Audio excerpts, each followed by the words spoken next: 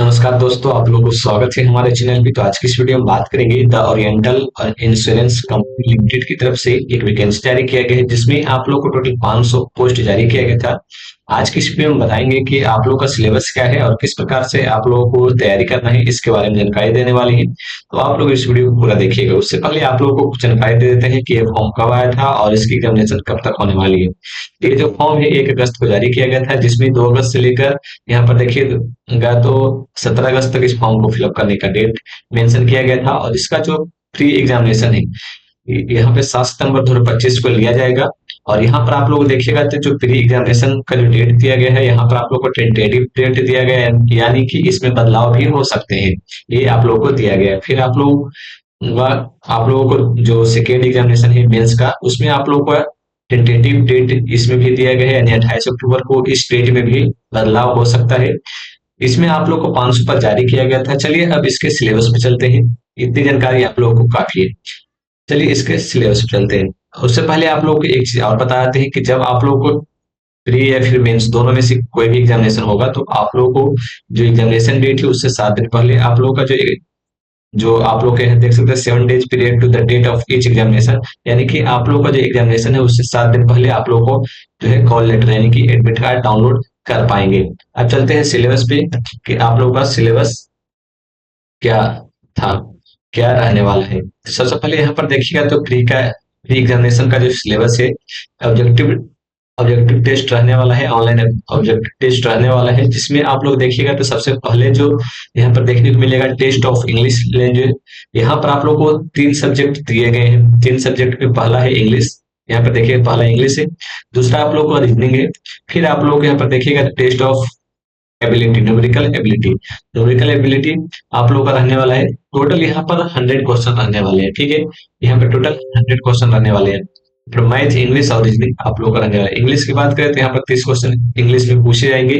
Reasoning की बात करें, रीजनिंग में 35 क्वेश्चन पूछे जाएंगे। और मैथ की बात करें तो उसमें भी 35 क्वेश्चन पूछे जाएंगे। सिर्फ इंग्लिश में 30 क्वेश्चन पूछे जाएंगे। ठीक है, यहाँ पर सभी के लिए सेम टाइमिंग दिया गया है। मार्क्स आप लोगों का एक क्वेश्चन एक प्रश्न एक मार्क्स का रहने वाला है, जैसा कि यहाँ पर दिया गया 30 क्वेश्चन 30 प्रश्न रहेंगे।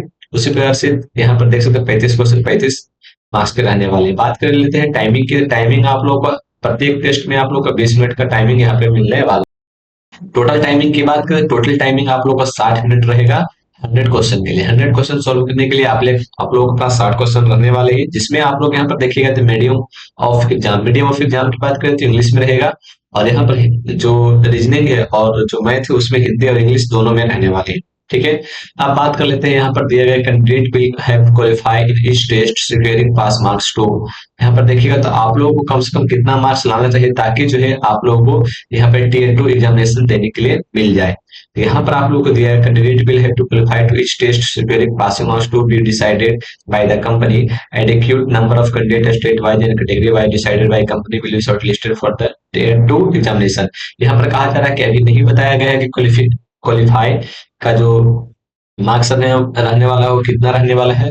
अभी एग्जामिनेशन होने के बाद इस आधार पर तय किया जाएगा कि आप लोगों को कितने स्टूडेंट ने एग्जामिनेशन दिया था, उसमें क्या परफॉर्मेंस रहा था। उसके आधार पर यहाँ पर जो है क्वालिफाई मार्क्स निकाला जाएगा। उसके आधार पर फिर आप लोग Tier 2 एग्जामिनेशन दे पाएंगे। अब बात कर लेते हैं Tier 2 एग्जामिनेशन के लिए। Tier 2 एग्जामिनेशन के लिए आप लोगों का क्या सिलेबस रहने वाला है। Tier 2 एग्जामिनेशन भी ऑनलाइन ऑब्जेक्टिव टेस्ट रहेगा, जैसा कि आप लोग यहाँ देख सकते हैं। उसके बाद फिर नीचे आइएगा तो यहाँ पर आप लोग को देखने को मिलेगा सबसे पहला इसमें आप लोग को जो है टोटल 5 सब्जेक्ट रहने वाले हैं। 5 सब्जेक्ट रहने वाले हैं, जिसमें आप लोग को जैसा कि प्री में आप लोग इंग्लिश था, इसमें भी इंग्लिश रहेगा। रीजनिंग था उसमें, इसमें भी रीजनिंग रहेगा।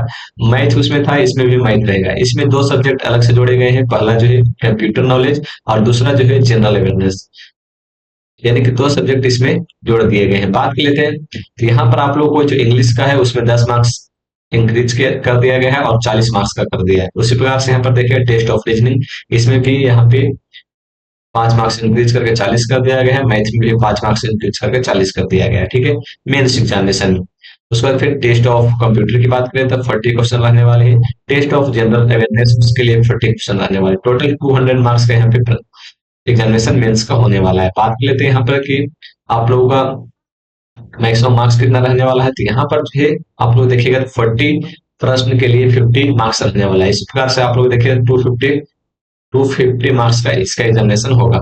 टाइमिंग की बात करें तो यहाँ पर जैसा कि देख सकते हैं प्रत्येक के लिए 30 मिनट दिया गया है, लेकिन यहाँ पर टेस्ट ऑफ कंप्यूटर नॉलेज के लिए 15 मिनट दिया गया है और जनरल अवेयरनेस के लिए 15 मिनट दिया गया है। यानी 200 प्रश्न के लिए यहाँ पे 120 मिनट्स दिए गए हैं टाइमिंग आप लोगों के पास। उसके बाद फिर ये जो है इसकी एग्जामिनेशन के बाद यहाँ पर दिया गया इस candidate will be required to obtain minimum total score decided by the company in the main examination. यहाँ पर आप लोग बता दिया गया है कि मिनिमम कितना मार्क्स लाना होगा ताकि आप लोग मेंस एग्जामिनेशन के लिए क्वालिफाई कर सके। अगर डिसाइड नहीं किया गया है, डिसाइड कर लिया जाएगा आप लोग के एग्जामिनेशन के बाद। ठीक है, ये आप लोग को बताया गया है। मेंस एग्जामिनेशन में जब क्वालिफाई कीजिएगा उसके बाद फिर आप लोग को डॉक्यूमेंट वेरिफिकेशन होगा।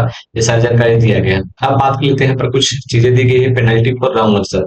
यहाँ पर आप लोगों को जब अगर आप लोग यहाँ पर जो मेंस एग्जामिनेशन है और प्री एग्जामिनेशन दोनों की बात किया जा रहा है, applicable to both pre and mains examination. यहाँ पर there will be penalty wrong answer marked in the online test for each question. Wrong answer has given by candidate 1/4। यानी कि एक क्वेश्चन अगर आप लोग गलत करते हैं तो यहाँ पर 4 क्वेश्चन अगर सही होता है तो उनमें से 1 मार्क्स काट लिया जाएगा। इस प्रकार से आप लोगों को यहाँ पे रॉन्ग आंसर के लिए मार्क्स काटे जाएंगे। यहाँ पर सारी चीजें दी गई है।